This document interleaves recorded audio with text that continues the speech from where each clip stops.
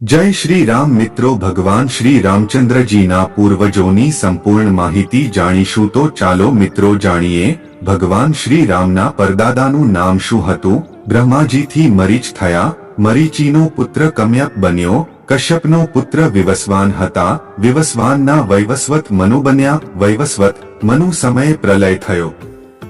વૈવસ્વત મનુના 10 પુત્રોમાંથી એકનું નામ ઇક્ષ્વાકુ હતું।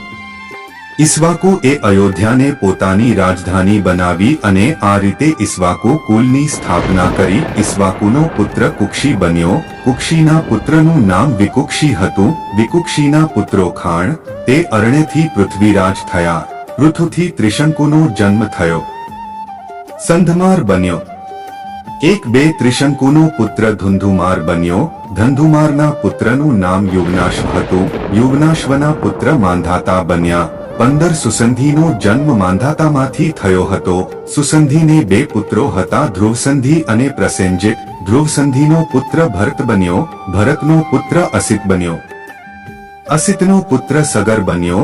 સગરાના પુત્રનું નામ અસમંજ હતું। અસમંજનો પુત્ર અંશુમન બન્યો।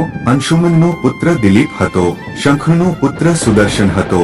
સુદર્શનના પુત્રનું નામ અગ્નિવર્ણ હતું। અગ્નિવર્ણના પુત્રોનો શિદ્રજ થયો। મરુનો પુત્ર પ્રસુત્રકા હતો। શિદ્રજના પુત્ર મરુ। પ્રસુશ્રુકનો પુત્ર અંબરીશ હતો। અંબરીશના પુત્રનું નામ નહુપ હતું। 34 નહુપનો પુત્ર યયાતિ।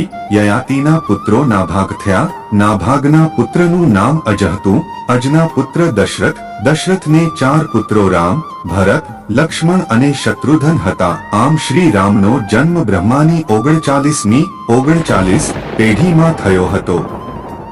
શેર કરો જેથી દરેક હિન્દુને આ માહિતી મળે। આ માહિતી તમને મહિનાઓની મહેનત બાદ રજૂ કરવામાં આવી છે। 3 લોકોને શેર કરી ધર્મનો લાભ મેળવો। જય શ્રી રામ।